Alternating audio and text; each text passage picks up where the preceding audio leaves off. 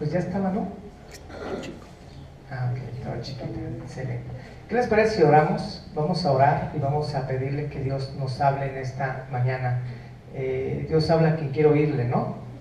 Entonces pues vamos a pedirle a Dios que nos hable. Si estamos aquí es porque queremos oír de Dios. Señor, gracias Padre, gracias te doy por este día. Gracias Señor por esta oportunidad, este gran privilegio que me das de compartir tu palabra. Gracias Padre porque en tu misericordia Señor es de que estamos acá. Yo te ruego Señor que tú bendigas Señor este tiempo. Tu palabra es bendita en sí Señor, así es que yo te pido Señor que más bien hables a nuestro espíritu. Yo hablaré a la mente de mis hermanos, pero tú hablarás a su espíritu, a su corazón. Tú harás los cambios necesarios, Señor, que se necesiten hacer para poder servirte mejor. Y Padre Santo, yo te ruego que tú seas el que deposites en nosotros, Señor, tu palabra, y que esta, como lo dice la misma, Señor, no regrese vacía, sino que haga el efecto, que haga el propósito por el cual, Señor, ha sido enviada. Gracias te doy, Señor, por este tiempo, en el nombre de Cristo Jesús. Amén. Muchas gracias. Estaba recordando algunas cosas cuando venía para acá sobre lo que vamos a platicar. Y una de esas cosas es de que yo estuve en La Roca, en el Instituto Bíblico, estudié en la 5ª generación. Estuve, ya tiene tiempo, ¿verdad? No, más bien fue en la 6ª, mi esposa fue de la 5ª, yo fui de la 6ª generación. Ya tiene rato, creo que ya son 30 generaciones, imagínense. Entonces yo estudié ahí, y lo que me gustaba mucho de La Roca, no me voy a dejar mentir en eso, era que era un lugar completamente inhóspito allá, ¿no? Estaba nada más el lugar, no sé si ustedes se acuerdan, y alrededor no había absolutamente nada. Entonces lo bonito de ahí, de ese lugar precisamente, era de que uno podía estar a una tranquilidad tremenda. Hoy ahorita amanece y se oye gas, ¿verdad? Y el ruido de los vecinos y todo eso, pero antes era completamente vacío. Me encantaba también una actividad que todavía se sigue haciendo en La Roca, ahí, que es precisamente que los alumnos cuiden el fin de semana en el instituto. Todas las instalaciones las cuidan. Entonces nos tocaba, éramos varios alumnos, y por lo menos una vez al año nos tocaba el fin de semana a los varones quedarnos a cuidar La Roca. Era muy bonito, pero también pues era una responsabilidad muy grande porque no había nada. Pero yo anhelaba un día por dos cosas. La primera, quería hacer un experimento que mis hermanas bromistas me dijeron que hiciera. Ahorita les digo cuál es. Y el otro era porque quería orar. Quería pasar un tiempo a solas con Dios, donde nadie me molestara, no hubiera compañeros, no hubiera nada que hacer, más que irme a la alberca de La Roca, acostarme en el trampolín y orar, asolearme y orar. Yo quería orar, y ahorita voy a decir lo que le pedí a Dios en ese día, que pareciera que fue ayer, pero ya pasaron más de 20 años de eso. El hecho es de que cuando mi hermana mayor, que es muy bromista, les digo, yo platicaba mucho con ella, y yo le dije, ¿sabes qué? Yo quiero ser como mi papá, quiero tener mucho vello, quiero tener barba. Mi papá no tenía vello en la cabeza, pero tenía mucho vello aquí en la barba, pelo en pecho, y yo tenía 18 años, y le dije, yo quiero tener. Y ella me decía cada rato, ponte esto, y ponte esto, y ponte esto, mira, te traje esta crema, mira, te traje esto. Y en una ocasión me dijo, ¿sabes qué? Lo que tienes que hacer es untarte mango, cáscaras de mango, úntate mango en todo, así donde quieres que te salga el cabello, y asoléate. Entonces yo no tenía tiempo para nada, y yo anhelaba ese día en La Roca para hacerlo. Entonces lo hice, me puse el mango y todo, y pues, las moscas, ¿no? Y después unas abejas, y respiró, ¿verdad? Y se paraban, y ahí en el mango, y ya lo que hice fue mejor aventarme al agua, ¿no? Me aventé al agua, me quité el mango, y ya me salí, dije, ay, a ver si ya salió uno, pues lo menos. Y ya me acosté otra vez en el trampolín, y ahora hice el segundo. Lo segundo era orar. Quería orar. Y lo que le pedí a Dios en ese entonces era, Señor, úsame. Yo no sé en dónde me vas a usar, yo no sé qué vas a hacer de mí, pero yo aquí, este flaquillo que esté aquí acostado, te quiere servir, quiere ser útil en el ministerio, quiere, no sé, hacer lo que tú pidas, hacerlo. Donde me mandes yo quiero ir, lo que me pidas hacer yo lo quiero hacer, pero quiero que me lo digas, quiero que me uses, Dios. Y me acuerdo que ese día le escribí una carta a Dios, que la carta la tengo allí, a veces la leo, ¿verdad? Se la escribí. Ese día oré, ese día lloré, ese día me derramé delante de Dios y le dije, quiero ser usado por ti. Soy estudiante de primer año de La Roca, vengo aquí para prepararme porque quiero servirte, quiero ser útil, Señor. Y todavía recuerdo lo que le puse yo ahí y cómo fue ese día. Ese día no me salió pelo para nada, pero Dios puso en mi corazón un anhelo tremendo por servirle, por ser útil para Él. Y precisamente de eso quisiera que nosotros habláramos en esta mañana, de que nosotros somos útiles en el ministerio. No importa que tengas 18 años, bueno, ya los 18 años se fueron, ¿verdad? No importa que ya tengas hijos, que estés grande, que digas que ya para qué, ya pasó mi tiempo. Puedes ser útil para el ministerio, y lo vamos a ver, de un hombre que en diferentes etapas de su vida fue útil en el ministerio, fue usado por Dios de una manera tan grande, y pasó ciertas situaciones en las cuales también quizás nosotros hemos pasado, pasó por ciertos obstáculos por los cuales quizás nosotros estemos pasando y sean la causa o el pretexto por el cual no estemos sirviendo en este momento. Pero aún así Dios lo usó, y lo usó grandemente. Quisiera que abriéramos por favor nuestras Biblias ahí en Timoteo, segunda de Timoteo capítulo 4, versículo 9. Vamos a abrir nuestras Biblias, por favor. Segunda de Timoteo, acuérdense que segunda de Timoteo está después de primera de Timoteo. ¿Sí les sirvió, verdad? Sí. Qué bueno, gracias. Pues para eso estoy, hermanos, para servirles. Muy bien. Segunda de Timoteo, capítulo 4, versículo 9 al 11. El que lo encuentre me dice amén, por favor. Muy bien, dice así la palabra de Dios. Dice, procura venir pronto a verme, porque Demas me ha desamparado y amado este mundo, y se ha ido a Tesalónica. Crescente fue a Galacia y Tito a Dalmacia. Solo Lucas está conmigo. Toma Marcos y tráele contigo, porque me es útil para el ministerio. El apóstol Pablo entonces aquí se encontraba al final de su vida, ¿sí? El apóstol Pablo había hecho ya 3 viajes misioneros, y uno se pone a estudiar un poquito más. En realidad hubieran sido 4, se pudo armar un 4.º viaje misionero, pero en realidad oficialmente él hizo 3 viajes misioneros, fundó iglesias en 3 continentes diferentes, ¿sí? En muchos países. Él discipuló a mucha gente, compartió el evangelio. Él pasó toda su vida después de su conversión sirviendo al Señor, aunque no fue exactamente después de su conversión, sino que ahí en Hechos 9 Dios le habla a través de Jesucristo, le comparte el evangelio Jesucristo mismo, y pasaron 10 años para que Pablo pudiera empezar a servir a Dios. En esos 10 años fue discipulado, en esos 10 años también fue integrado a los apóstoles, porque él se encontraba en contra del cristianismo, y después de eso, entonces él acepta a Jesús, quiere servir a Dios. Llegaba donde estaban los apóstoles, y los apóstoles se iban porque le tenían miedo. Pasaron 10 años para empezar a creer en él, y el que lo hizo, o el que los contactó o los conectó a Pablo con los apóstoles, fue precisamente un amigo suyo que se llamaba Bernabé, que ahorita vamos a hablar algo acerca de él. El hecho pues es de que Pablo se encontraba al final de su vida.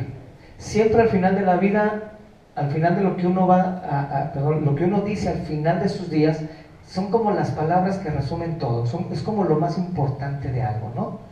Yo recuerdo que cuando uno está con una persona que va a morir, él quiere estar con sus familiares, ¿no? Él quiere estar con sus seres más queridos, más allegados. Él espera ver a su familia en los últimos días, últimos instantes de su vida, y sus últimas palabras son muy importantes.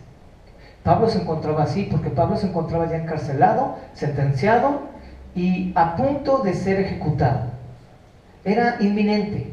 él podía llegar, ese mismo día que él estaba escribiendo esta carta a Timoteo, podían llegar al día siguiente por él porque él ya estaba sentenciado a morir.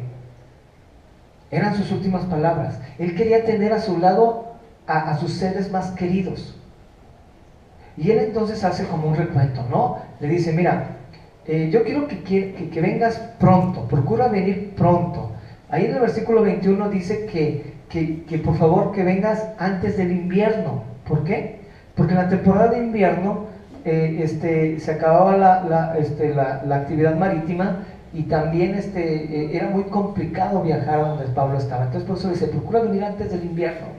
Procura venir pronto, dice en el versículo 9, a verme. Y le empieza a dar a Timoteo como un recuento. Mira, le dice, Demas me ha desamparado, ¿sí? Amado a este mundo. Y empieza a decir a dónde se fueron los demás. Y dice, solo Lucas está conmigo.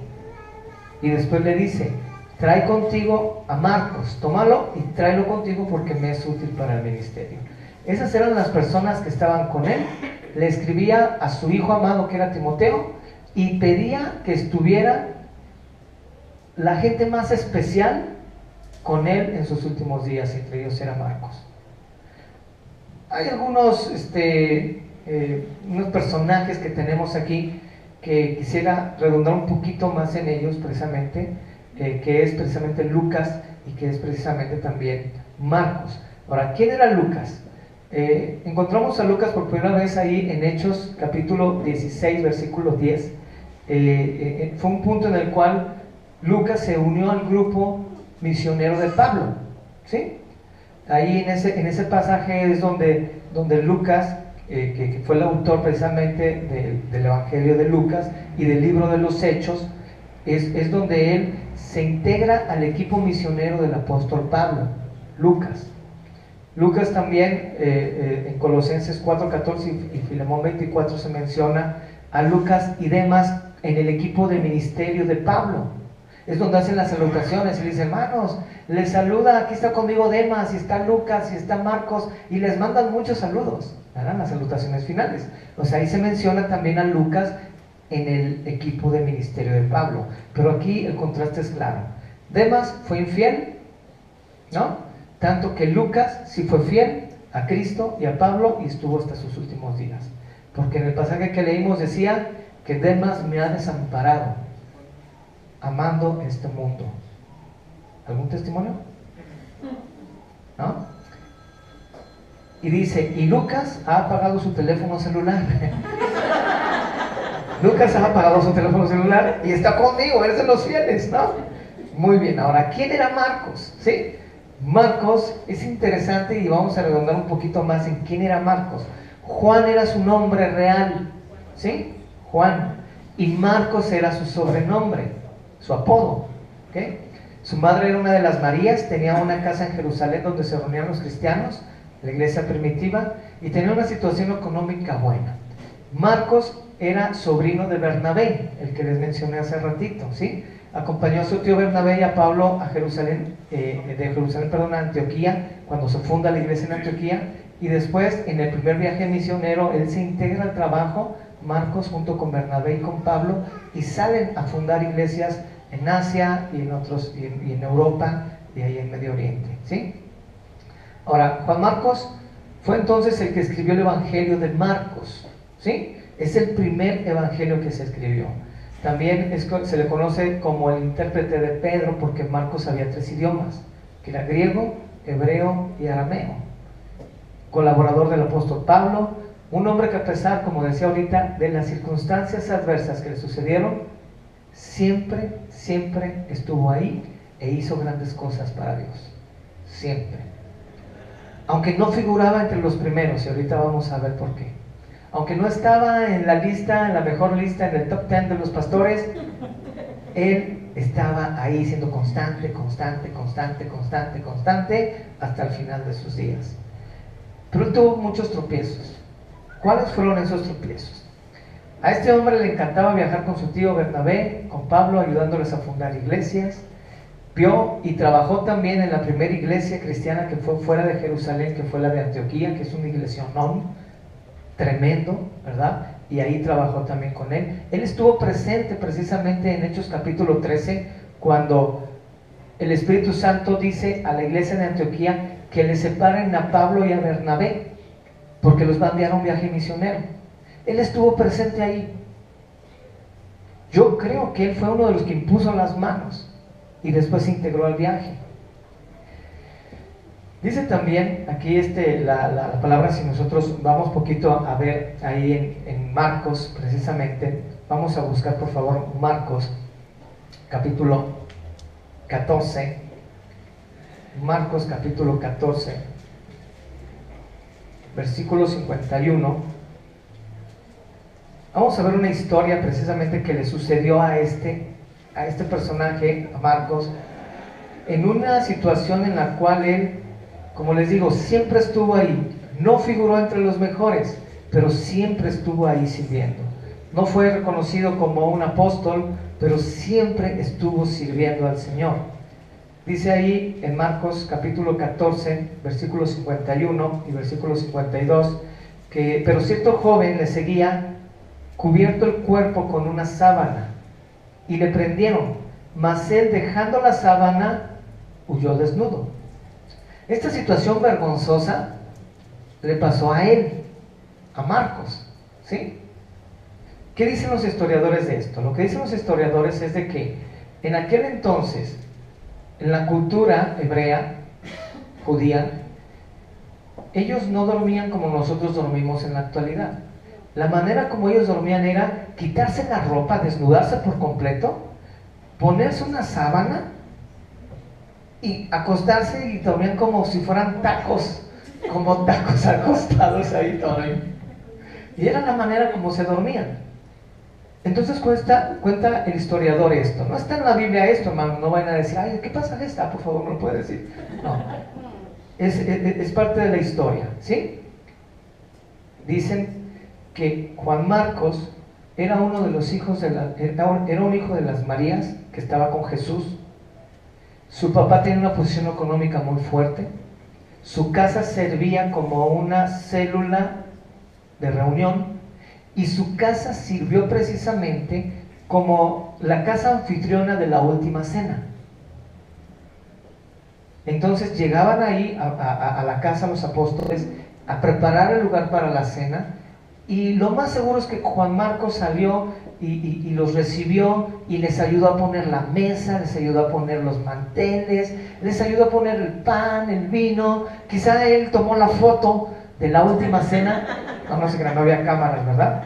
Pero él estaba ahí, estaba presente, pero no estuvo en la foto, no estuvo en la mesa principal. Él estaba tras bambalinas. Si nos vamos un poquito más atrás, Marcos era el discípulo del apóstol Pedro. Pedro, entonces, era alguien que estaba cercano, muy cercano a Jesús. Y Marcos estaba cercano a Pedro. Marcos era uno de los discípulos, mas no era apóstol. Porque a Jesús lo seguían mucha gente, mucha gente. Se dice que lo seguían alrededor de entre 12,000 a 15,000 personas en cada evento, en cada predicación. Y Jesús en una ocasión se volteó y les dijo, ustedes nada más me siguen porque les doy de comer, por chismosos, por curiosos, pero su corazón está lejos de mí. Es que entre esa multitud de 12,000 o 15,000 personas, solo había un pequeño porcentaje que eran ovejas, gente que creía en Jesús, como congregantes. Y de ese grupo pequeño de ovejas, había un grupo más pequeño de discípulos, que eran 72.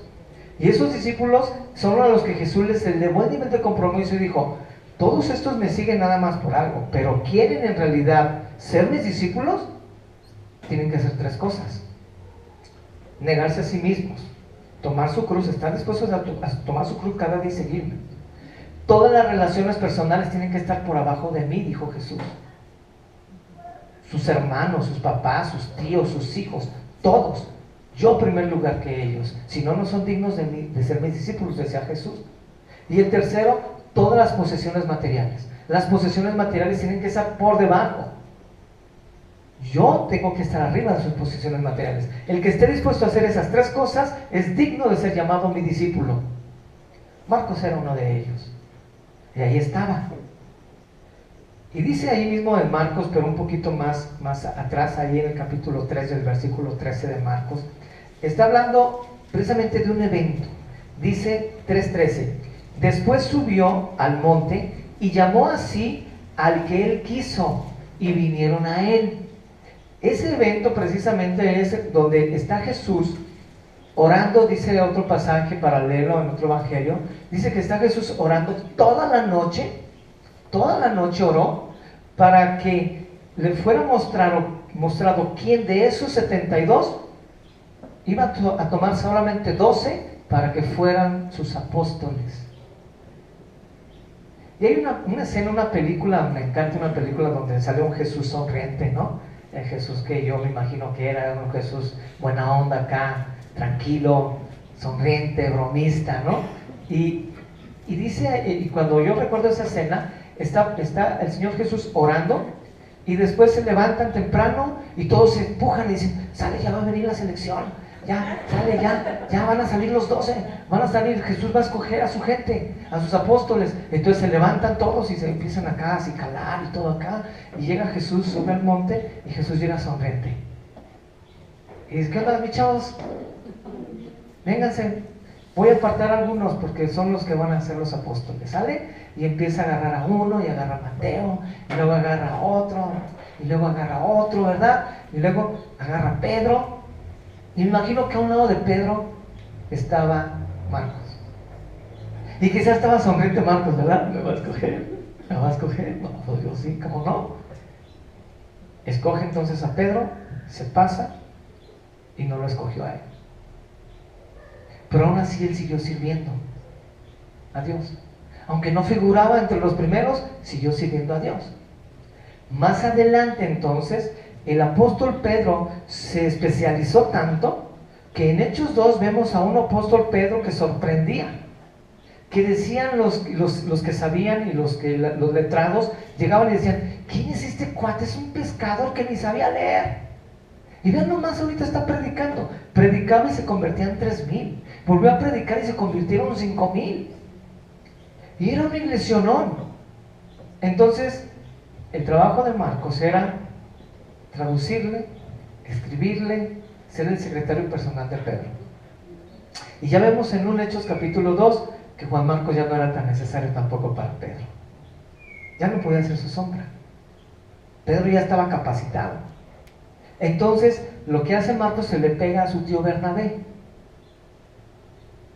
En Hechos capítulo 11, más adelante, vemos entonces cómo desde antes, desde el capítulo 7 de Hechos, la iglesia se empieza a dispersar. ¿Por qué se dispersó? Porque hubo persecución. Pablo llega, empieza a perseguir la iglesia y empieza a hacerse entonces una guerra, una persecución ahí tremenda en Jerusalén, a tal grado que comenzaron a salir de Jerusalén a otros lugares. Cuando iban saliendo, dice la Biblia, que iban predicando el evangelio solo a judíos. Pero había 2 desobedientes, y gracias a Dios por esos, que sí predicaron el evangelio, uno de Chipre y otro de Cirene, que sí predicaron el evangelio a judíos, a hebreos, ¿cómo se llama? A griegos y a romanos y a gentiles, pues entonces. Se fundó entonces una iglesia en Antioquía. Y dice ahí, Hechos capítulo 11, que esa iglesia creció tanto y que empezó a hacer tanta fama que llegó la noticia a Jerusalén. En Jerusalén había una iglesia, ¿no?, de por lo menos 8,000 a 10,000 personas. En Jerusalén. Y los pastores de Jerusalén, no era David Pedraza, ni Omar Olvera, ni Marcos Rojas, nada que ver con eso. Era Pedro, Mateo. Predica el apóstol Pedro, las ofrendas las recoge Mateo, ¿no? ¿Quién canta? Pues los otros apóstoles. Y eran los que servían en la iglesia. Era una iglesia, ¿no?, tremendo. Entonces llega la noticia de Antioquía y entonces lo que hace es mandan a Bernabé. Bernabé llega, ve la gloria de Dios allá, les predica y les dicen que manténganse firmes. Ahorita vengo, voy por un siervo. y se va a Tarso por Pablo. Llega con Pablo y entonces sirven un año en Jerusalén. La Biblia lo sigue sin mencionar, pero entre ese equipo estaba Juan Marcos. En Hechos capítulo 13 se da un evento muy bonito en el sentido en el cual el mismo Espíritu Santo escoge su gente. En la tierra Jesús escogió a su gente y entre ellos no escogió a Juan Marcos. Algo vio, no sé, sería bueno preguntarle a Jesús, ¿verdad? Después, pero en Hechos capítulo 13, versículo 1 dice que había entonces en la iglesia que estaba en Antioquía profetas y maestros, dice Bernabé, Simón el que le llamaban el Níger, Lucio de Cirene, Manaén, el que se había creado junto con Herodes el tetrarca, y Saulo. Dice, ministrando estos al Señor. Aquí no aparece Juan Marcos, ¿verdad? O sea, no era el equipo elite de la iglesia, no, pero servía al Señor. Y dice aquí, ministrando estos al Señor, ayunando, dijo el Espíritu Santo. Dios mismo entonces lo dijo a la iglesia: apartadme al Bernabé y a Saulo. No apartó a Marcos, ¿verdad? ¿Sí? Y dice que estos, habiendo ayunado y orado, le impusieron las manos y lo despidieron. En ese tiempo de imposición de manos, así como en la última cena, así como cuando ellos le pasó lo vergonzoso que salió desnudo. Vuelvo a esa escena. ¿Por qué era Juan Marcos? Porque cuando está hablando ahí, está hablando de primera persona, en Marcos capítulo 14, 51 y 52. Dos, porque se dice que su casa sirvió como la casa de la última cena. De ahí Jesús agarró a otros tres, porque de los 12 tenía otros tres más cercanos, y entre ellos Pedro. Los agarra y se los lleva al monte. Fue cuando les dijo: oren por mí, y se va a un lugar y Jesús derrama su corazón y luego regresa y los encuentra dormidos. ¿Se acuerdan de esa escena, no? Muchachos, les dije una hora, ¿no pueden orar conmigo una hora? Oren por favor. Y se va y regresa y los vuelve a encontrar dormidos.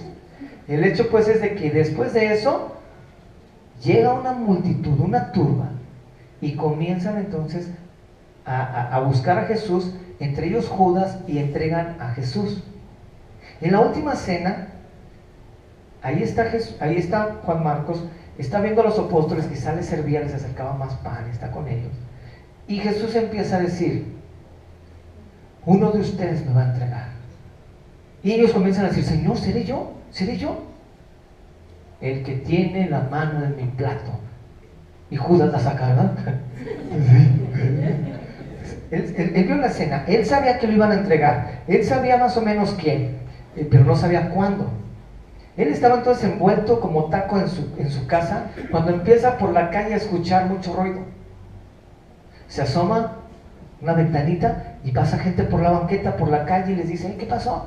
Van a prender a Jesús. Todos estos van a prender a Jesús. Y él no le dio tiempo de ponerse ni calzones, ni ropa, ni nada de eso. Él se salió con la sábana corriendo a avisarle a su señor que lo iban a prender. Cuando llegó tarde. Pedro ya le había cortado la oreja a Amno, ya le había pegado la oreja al cirujano de cirujanos, que era Jesús, ¿verdad? Y él dice que le seguía entonces de lejos. Cuando entonces lo reconocen y dicen: él no era apóstol, no era de los tres más allegados a su Señor, era uno, tampoco era de la multitud, pero era uno que le servía. Quizás no era uno de los mejores, pero ahí estaba. Y entonces lo agarran de la sábana y dice: patitas, ¿para qué las quiero, verdad?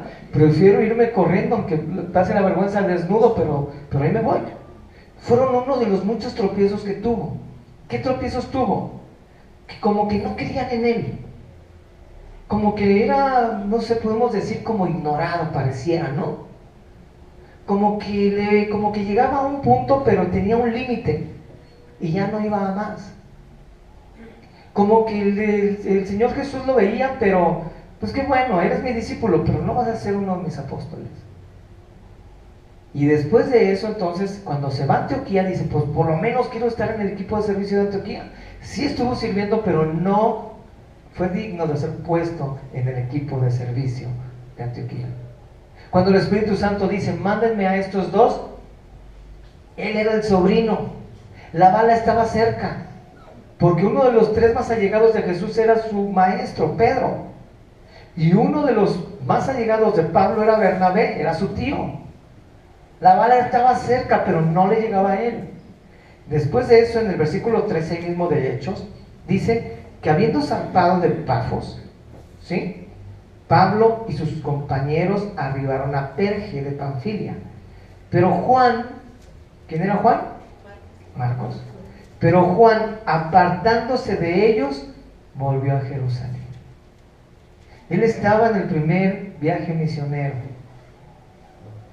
Y en cierto lugar, dice ahí, no sé, por una razón, no sabemos cuál es, se desconoce en realidad, pero Marcos los abandonó en Perge y se regresó a Jerusalén. No sabemos qué pasó. ¿Se enojaron? Quizá le dio la depre. Quizá se hartó de ser el segundo lugar. Quizá se hartó de ser el que estaba tras bambalinas y no frente a las cámaras o los micrófonos. Quizá se hartó de arreglar sillas. Ya no le gustó hacer la limpieza. Ya no le gustó limpiar los baños o ser ujier, porque él quería estar al frente. Puede ser eso. O puede ser que se desanimó en su vida personal y nadie lo atendió, y él entonces, pues quizá tenía muchas presiones, no sabemos, pero el hecho es de que él los abandonó en Perge. Él abandonó el barco. Le habían pasado muchas cosas, había estado en muchas situaciones, había servido al Señor con denuedo, con ganas, con pasión. No sabemos qué le pasó en realidad, pero él abandonó el barco, decidió abandonarlo, decidió dejarlos a la mitad del camino y regresarse. Pareciera, por lo que leemos en el pasaje, que no pasó nada. Dice que ellos, apartándose de ellos, volvió a Jerusalén, y dice en el 14, ellos pasando de Perge llegaron a Antioquía de Pisidia y entraron en la sinagoga en el día de reposo y se sentaron. O sea, siguen hablando todo lo que es el primer viaje misionero. Bernabé tampoco menciona que a Bernabé le haya dicho nada, simplemente dice, Juan Marcos se fue. Ahora, si nosotros vamos un poquito más adelante, allí al capítulo 15, vemos que hay un segundo viaje misionero, ¿sí? Y ese segundo viaje misionero, en el 1536, dice, después de algunos días, Pablo dijo a Bernabé, volvamos a visitar a los hermanos en todas las ciudades en que hemos anunciado la palabra del Señor para ver cómo están. Entonces comienzan a organizar un segundo viaje misionero, ¿sí? Fíjense bien, empiezan a armar su equipo. Van a ir a un segundo viaje misionero y dice, y Bernabé quería llevarse consigo ¿a quién? A Juan, el que tiran por sobrenombre Marcos. Ya ven, eso sí dice la Biblia, ¿verdad? Dice, ¿de dónde sacó el apodo de Juan? Pues ahí dime, ¿sí? Juan, el que tenía por sobrenombre Marcos. Dice, pero a Pablo no le parecía bien llevar consigo al que se había apartado de ellos desde Panfilia y no había ido con ellos a la obra. Entonces aquí ya hubo una discusión, no nada más entre Juan Marcos y ¿cómo se llama? Y Pablo o Bernabé, sino la discusión que hubo aquí ya fue más latente. Una discusión con dos siervos no se ponían de acuerdo, que era Pablo y Bernabé, ¿sí? Entonces dice aquí que entonces Bernabé toma a su sobrino Marcos y se va a Chipre. No se pusieron de acuerdo. Pablo toma a Silas y comienza su segundo viaje misionero en otra región, ¿verdad? Dice el 39 que hubo tal desacuerdo entre ellos, entre Bernabé y Pablo, que se separaron el uno del otro. Bernabé tomando a Marcos navegó a Chipre, y entonces Pablo escogiendo a Silas. Silas era otro amigo, no crean que era como un hermano que dice, deberíamos aprender del apóstol Pablo. Siempre llevaba a su esposa Silas a todos lados. No eran esposas, eran buenos cuates, pero no eran esposas, ¿eh? Dice que se había encontrado los hermanos en la gracia del Señor, y entonces se fue a otro lugar. No sabemos qué desacuerdo tuvieron en relación a tan grande la discusión entre ellos, que el mejor amigo, el maestro de Saulo, decidió dejarlo por su familiar. No, yo me imagino a Pablo era muy enérgico, muy duro, muy recto, y me imagino a Pablo, no, Señor, yo no voy a llevar a ese inútil, no voy a llevar a ese irresponsable que deja las cosas a la mitad. Nos abandonó en Perge. ¿Qué no se te olvida o qué? ¿Qué se te olvidó o qué? Yo no puedo confiar en alguien así. y el otro bonachón, ¿verdad? Bernabé significa hijo de consolación. Entonces, ¿cómo no voy a creer en él? Es mi familia. ¿Cómo no voy a creer en él? Pues, por favor, o sea, se equivocó, pero no porque mató un perro, ya es mataperros. O sea, tenle confianza, vas a ver que él va a ir adelante. Y ahí están los dos, ¿verdad? Uno enérgico, tajante, diciendo que no, y el otro, tranquilo, mira, pues vamos a darle otra oportunidad. Entonces discuten entre ellos. Dice que fue tal el desacuerdo que mejor entonces se separan. Yo no sé si nosotros hemos estado en una situación así. En una situación en la cual nos equivocamos por algo, porque aquí vemos muchos Marcos, ¿no? Nos equivocamos en algo, fuimos irresponsables en algo, y entonces dejaron de creer en nosotros y nos hicieron a un lado. Y cuando después quisimos volver a servir, ya hubo un obstáculo. Ya dijeron, no, sabes que no, ya el antecedente me dice que tú no sirves para esto, no eres responsable. Y quizá hay alguien ahí que diga, no, yo sí creo en él, yo creo que sí puede servir. No, ya no. Yo no sé si te encuentras en una situación así. Yo no sé si te encuentras en una situación en la cual también te sientas inutilizado por algo o por alguien. Quizá puede ser un pecado.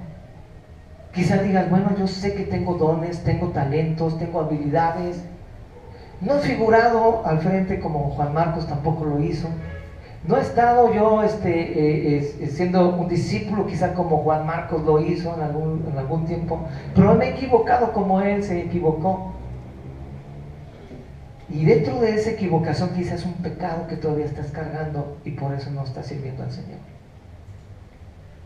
Yo doy gracias a Dios porque yo sé que aquí en esta iglesia muchos sirven al Señor, ¿verdad? Pero la estadística dice que en las iglesias cristianas solo el 10% de los que asisten sirven al Señor. Solo el 10%. De una iglesia de 100, solo 10 sirven al Señor. Y los otros son calientasillas. Son los que nada más se sientan y critican y ven, nomás, ese del violín no se rasuró bien, ¿no? Y están criticando, están diciendo, mira nomás, está muy chiquita la pantalla, mira nomás, me estorba la columna, y están viendo los errores, están viendo los puntos malos. Son aquellos críticos que llegan a decir, no, pues yo lo haría mejor, yo tengo más capacidades, y quizás sí las tengas, pero el hecho es de que estás sentado. Y los toros desde la tribuna se ven, chiquitos, no, es tan fácil, ¿no? A mí me encanta ir al estadio. Me encanta ir al estadio por dos cosas. Una, porque me gusta ver ganar a mi equipo, ¿no? Pero otra, porque me divierte ver la pasión de la gente. No, hasta se desgarran. Y todos son directores técnicos. Mete a haz un cambio acá, ¿no? Son asesores del director técnico. Y luego viene el balón, párala de pecho, papá, de pecho, tírale, pásala, acá, cámbiala del juego. Y pues estábamos, órale, ¿quién le va a hacer caso al cuate? Qué bueno que no lo escucha, ¿no? Toda la gente, si no, no sabría qué hacer. Oye, era con la cabeza, y un montón de malas palabras, ¿verdad? Y me dan ganas de pararme y decirle, miren, bájese por favor, juegue usted. A ver si de adentro grita igual. Y hay muchos así en las iglesias.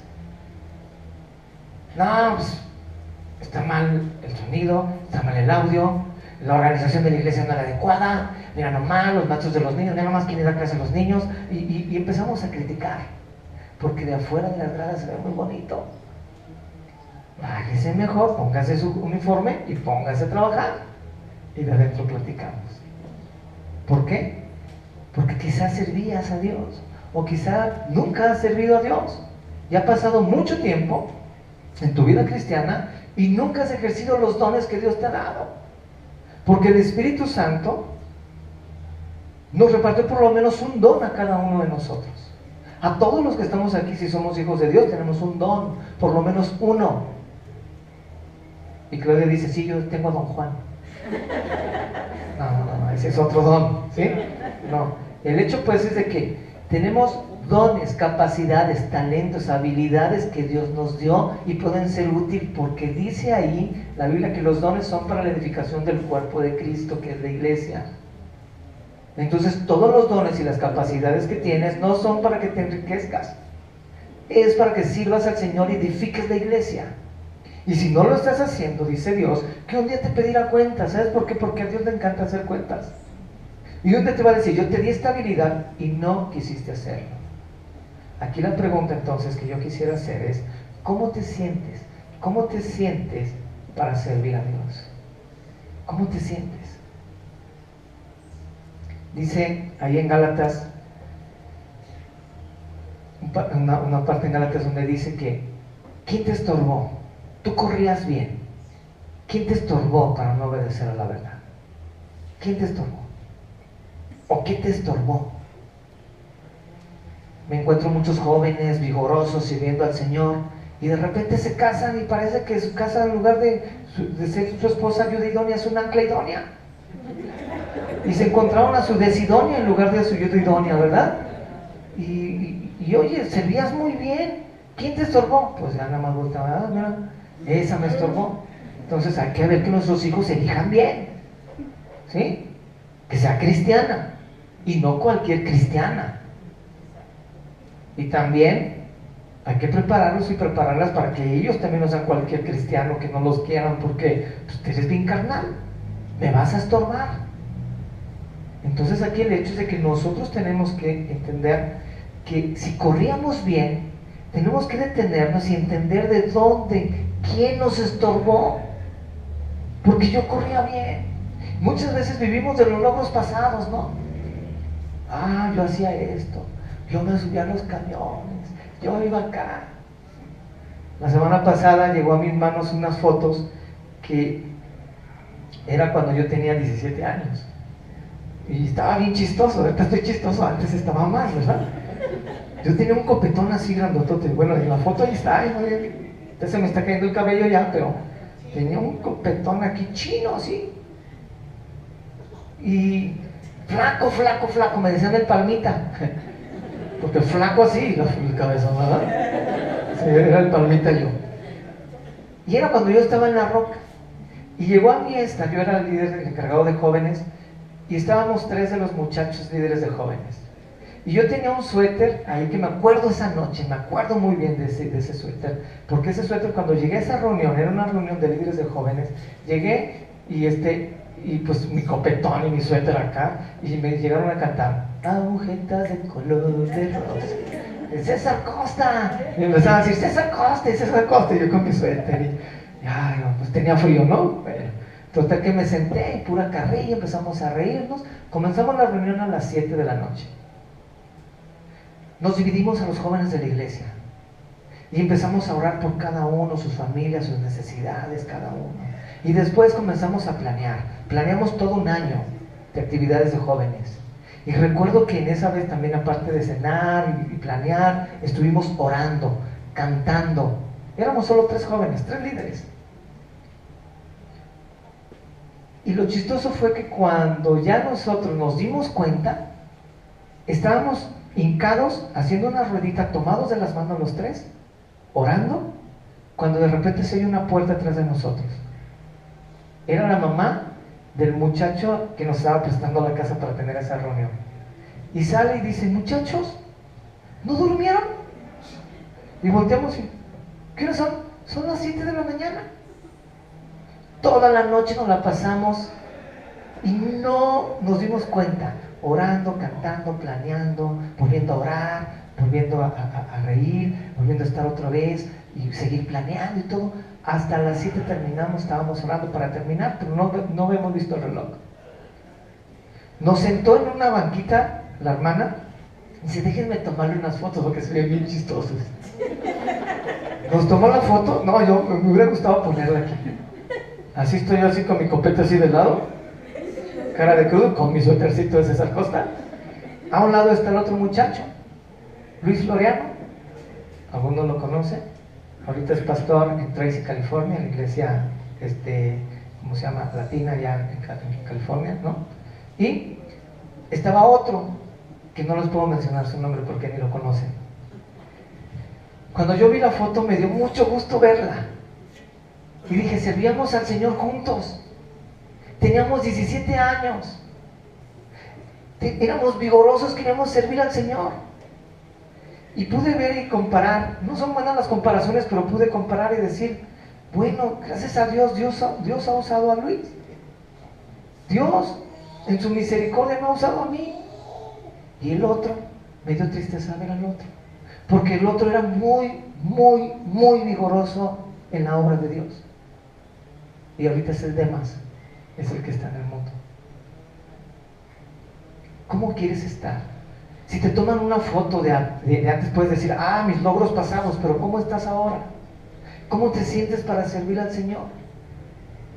Lo increíble aquí fue de que Marcos tuvo un problema muy grande con Pablo, que hizo que los abandonara en Perge. Después de eso, en el segundo viaje misionero, Marcos fue el causante de que los dos mejores amigos, siervos del Señor, se separaran. Y se fue con el tío.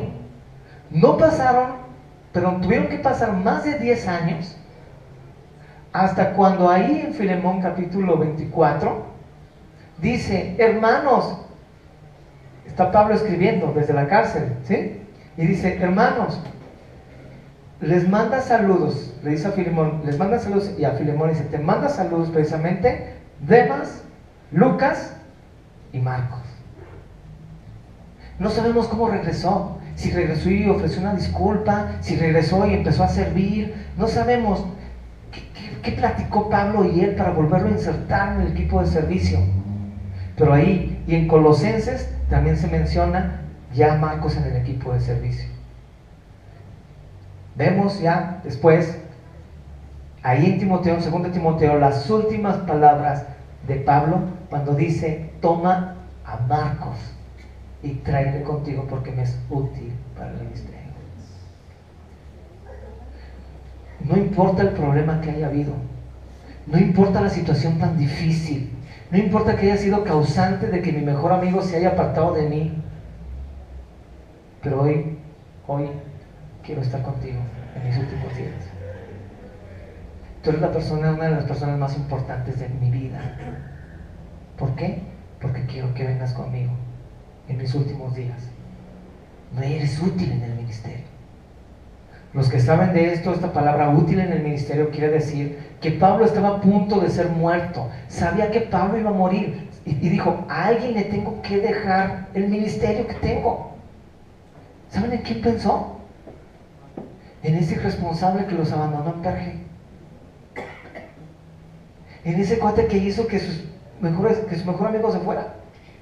En Marcos. Volvió a recobrar la confianza en él. A tal grado que para él fue una de las personas más importantes, más leales, dispuestos a entregarles el ministerio. Tremendo. Esto es tremendo. Por eso, no importa qué haya pasado, hermano, eres útil para el ministerio. ¿Qué vas a hacer? Es la pregunta. ¿Vas a estar recordando tus logros pasados? ¿O vas a estar diciendo, no, yo soy inútil en el ministerio porque yo en realidad no sé hacer nada? Pues entonces hay que ver si en realidad eres cristiano. Porque si eres cristiano, por lo menos tienes un don. Y ese don es para edificar la iglesia. No quiero ventanear, pero todos los que estamos aquí sabemos el don que tenemos. Yo conozco los dones que Dios me dio. ¿Tú los conoces los tuyos? Puedes decir, sí lo conozco. Ahora la segunda pregunta, ¿los ejerces? No. Entonces, es peor ni siquiera conocerlos.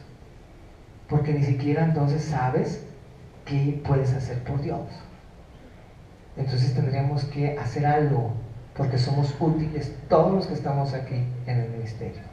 Y si en esta iglesia bíblica, Rey de Reyes, todos sirvieran fervientemente al Señor, todos, digo todos, las cosas serían diferentes. Muy diferentes. La iglesia crecería. Y no estoy hablando nada más en número. Eso sería una consecuencia.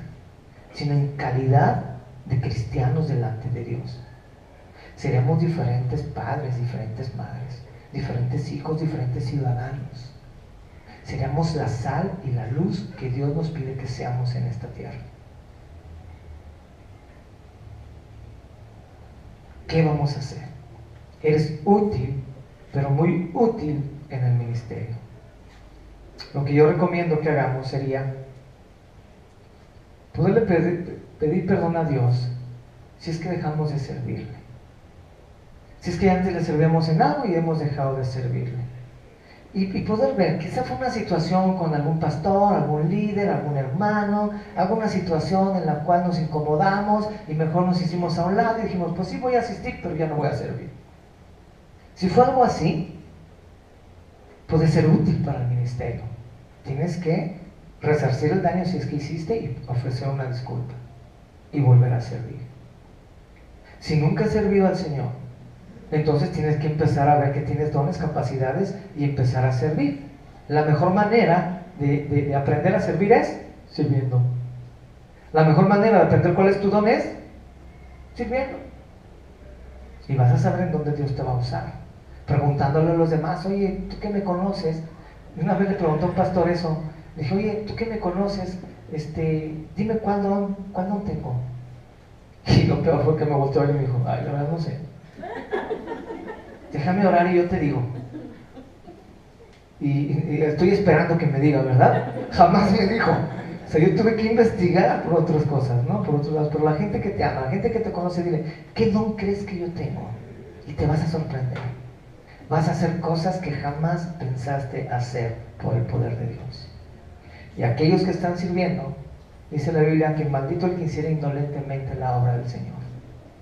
Tienes que hacerla con pasión, con entrega, sabiendo que la gloria se la va a llevar Dios y no tú. Con humildad. Vamos a orar. Señor, te doy tantas gracias, Padre, por tu palabra. Gracias, Señor, por lo que tú nos enseñas a través de ella. Gracias, Padre, porque podemos entender que somos útiles, Señor, muy útiles en el ministerio. Que nadie es indispensable en tu obra, Señor, pero todos somos necesarios.